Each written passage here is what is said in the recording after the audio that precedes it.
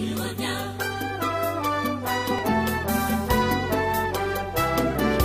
Il revient, il revient, il revient.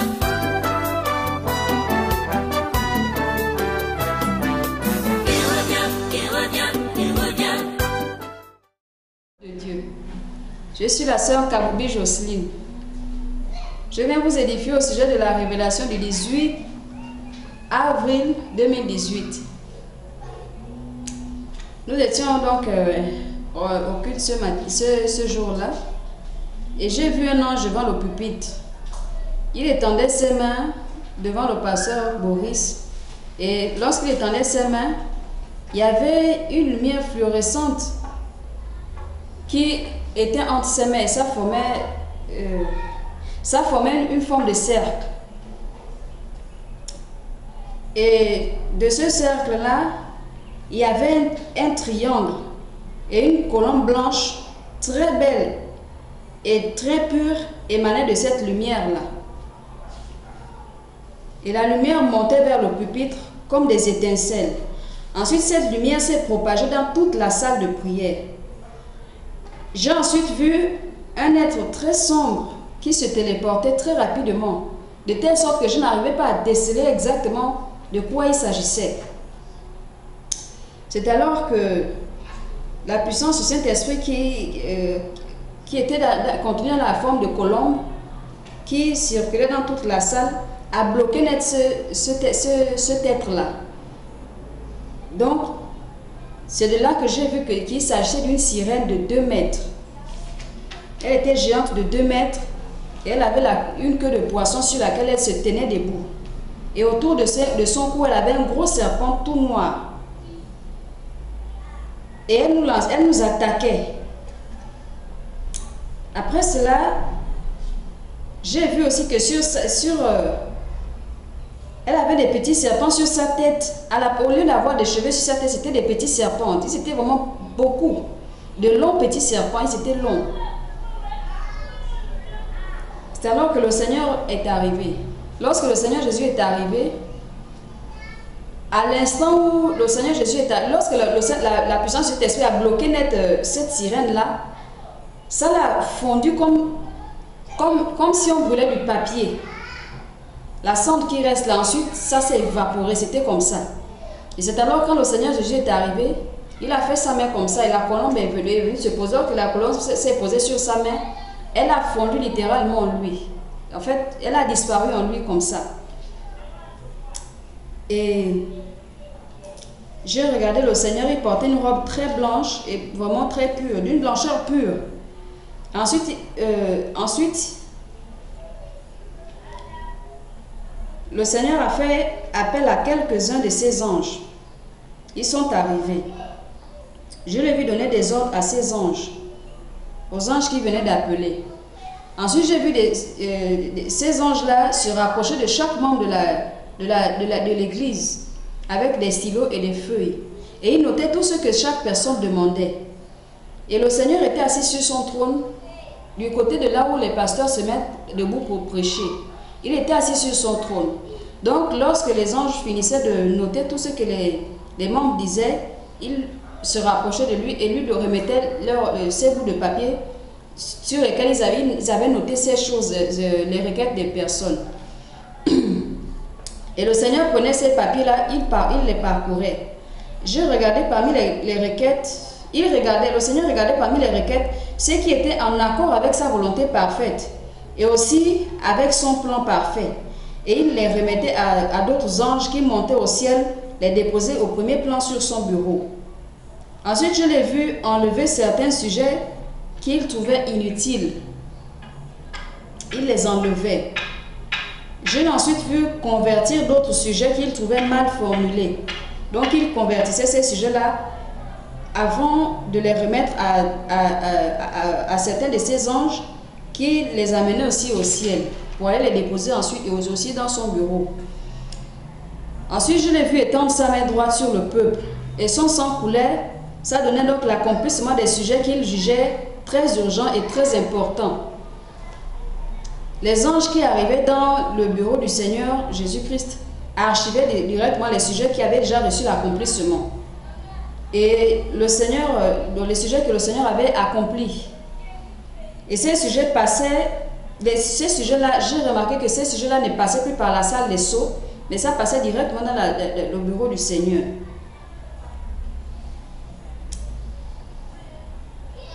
Les anges, j'ai aussi remarqué que les anges qui ont accès au bureau du Seigneur sont différents, ils sont très élégamment vêtus.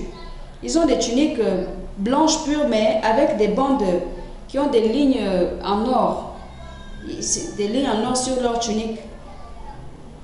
C'est comme des traits de médailles sur leur poitrine. Et leurs vêtements, bon, c'est un peu trop compliqué à décrire, mais c'est le mieux que je puisse faire. Et il y a un mélange d'or pur et de blanc qui forment leurs vêtements. Ensuite, un ange de la parole m'a emmené quelque part dans un lieu désert. Et dans ce lieu-là, il y avait comme une grotte, c'était comme une vallée au milieu des montagnes. Il y avait des montagnes tout autour et ça formait comme une cuvette. Et cet ange-là m'a dit, regarde, j'ai vu un démon qui avait une forme animale et qui se tenait debout comme un homme. Il était noir de partout. Il avait les yeux rouges et aussi la langue rouge. Il avait deux grosses cornes qui étaient courtes. J'ai vu donc ce démon-là était en train de sceller les demandes que les hommes et les demandes que certains hommes et certains démons aussi font avec d'autres hommes par l'occultisme. Donc ce démon-là est en train de sceller leurs demandes de telle sorte que ceux qui font ces demandes-là et toute leur descendance parmi les humains ne sortent plus jamais de l'occultisme, qu'ils demeurent dans l'occultisme comme ça, de telle sorte qu'ils arrivent à leur mort en enfer. Puisque par là, ils ouvraient non pas seulement une seule porte, mais plusieurs portes à plusieurs démons qui travaillent dans le domaine de l'occultisme aussi. Et ce démon-là, il semblait vraiment très fort. C'est alors que j'ai dit à l'ange que je croyais que c'était Satan. L'ange m'a dit non, ce n'est pas Satan. Mais lorsque tous les rebelles ont été chassés du ciel, il y avait des anges plus puissants même que Satan, plus forts même que lui. C'est juste que Satan est le plus rusé de tous. C'est pourquoi il est leur chef. Et ce démon fait partie de la troisième catégorie d'entre ceux qui sont enchaînés au séjour des morts. Si le Seigneur l'a laissé dehors, cette catégorie, c'est parce qu'il sait que vous pouvez les vaincre. Regarde ce qui se passe quand vous priez. Et j'ai à nouveau regardé ce démon-là. J'ai regardé, l'ange a fait un geste de la main et les éléments par lesquels le démon avait scellé ces demandes-là se brisaient. Donc ça se brisait. Les demandes se déchiraient. Les démons se détachaient. Et il y a une puissance chaleureuse qui a consumé les effets avec lesquels l'ange avait scellé ces demandes-là. Et ça anéantit donc toutes ces demandes. Et il y a aussi certaines demandes qui avaient été converties en requêtes de prière. J'ai donc vu ces requêtes de prière-là monter au ciel. Mais le reste était consumé par la chaleur. L'ange m'a expliqué que les demandes qui ont été changées en requêtes de prière et ainsi envoyées au ciel, c'était pour des gens dont les membres de famille fréquentent les églises et qui prient pour eux. Donc ces personnes-là, le Seigneur, en exaucant leurs requêtes de prière, lorsque ça arrivait au ciel, il changeait aussi leur trajectoire de telle sorte que ces personnes deviennent des chrétiennes et commencent aussi à fréquenter des églises. Et c'est alors que le Seigneur m'a montré l'homme dans sa création. Je l'ai vu prendre tout son temps pour créer l'homme au détail près. Le Seigneur était dans un jardin. Ensuite, il s'est avancé vers un espace libre. Cet espace-là, il n'avait rien laissé pousser. C'était la terre ferme. Il n'avait rien laissé pousser sur cette partie de terre ferme-là. Et c'est alors qu'il a parlé. Il a parlé à la terre. La terre a obéi selon ce que le Seigneur lui a dit. J'ai ensuite vu cette partie de la terre-là constituer l'homme. Donc l'homme se constituait dans cette partie. de la terre que le Seigneur avait parlé. C'était la partie de la côte. Ensuite, j'ai aussi vu les orteils se constituer. J'ai vu le cœur se constituer progressivement, le squelette, les vaisseaux sanguins, les veines, les artères, le sang, la chair, la peau, progressivement. Et c'est alors que j'ai constaté que le Seigneur travaillait dans ces trois dimensions, c'est-à-dire Père, Fils et Saint-Esprit. Mais les trois dimensions étaient dans le Père. Les trois donc travaillaient ensemble dans une parfaite harmonie et en parfait accord. Ils partageaient les mêmes idées. Et quand j'ai regardé l'homme qui venait d'être créé, il était tout nu, il était inanimé et couché sur le dos au sol, là où il venait d'être créé, dans la partie de cette terre-là. J'ai ensuite vu Dieu dans l'aspect du Père. Il a pris une partie de son être. Cette partie de son être qu'il a prise était transparente. C'était transparent. Il a pris cette partie-là et il l'a mise dans l'homme. Ensuite, il a soufflé dans les narines de l'homme. Et j'ai vu l'homme commencer à respirer. Après, il a ouvert les yeux. Le premier visage que l'homme a vu, c'était le visage du Père. Le Père céleste, donc Dieu le Père. Et c'est alors que le Père lui a souri et il l'a saisi par la main droite pour l'aider à se mettre assis. L'homme était heureux. J'ai vu l'homme se mettre debout et commencer à jouer tout nu dans le jardin. Et Dieu le Père le regardait jouer. Il se promenait seul dans le jardin. Il lui tenait et il enseignait toujours au sujet de sa parole.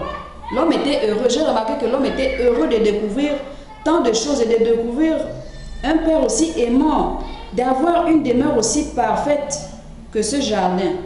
Et l'homme aimait beaucoup mettre en pratique ce que le Père lui disait. Il avait vraiment l'amour d'être identique en tout point de vue avec le Père. Et à chaque fois que Dieu le Père, Dieu rendait visite à l'homme, il était heureux de l'accueillir. L'homme était vraiment heureux de l'accueillir. Et l'homme était heureux de le voir. Il était constamment heureux de voir le Père. Rien ne le rendait malheureux. Et il y avait une connexion parfaite entre Adam et Dieu, de telle sorte que l'on pouvait ressentir la joie. L'un et l'autre pouvaient ressentir la joie de l'autre. Et j'ai remarqué aussi que même étant séparés dans des zones différentes, les deux pouvaient toujours se voir et communiquer. Je ne sais pas comment vous l'expliquer, mais j'ai constaté que Adam avait une dose limitée de la nature du Père. Ensuite, j'ai entendu Dieu le Père penser. Il était en train de penser, donc il me communiquait sa pensée. Dans sa pensée, il disait, Adam est seul. Il se sent très seul malgré ma présence. Je vais lui faire une aide semblable à lui. Pour qu'il arrive à vaincre cette solitude qu'il a déjà réveillée, je lui ferai une aide. Puisque Lucifer m'a défié, je vais laisser l'homme le vaincre. Seul l'homme aura du mal, mais à deux, ils vaincront. Je permettrai à l'homme de succomber au péché, mais comme l'homme est fait à mon image, je ne peux pas pécher, ni mon image. Je laisserai alors l'aide de l'homme qui est la femme. Je laisserai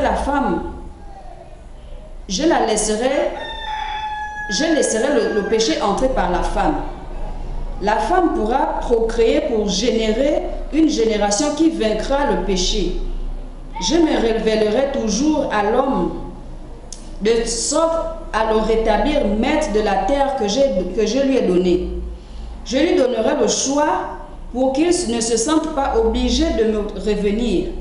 Je l'aime tellement que je ne peux rien lui imposer.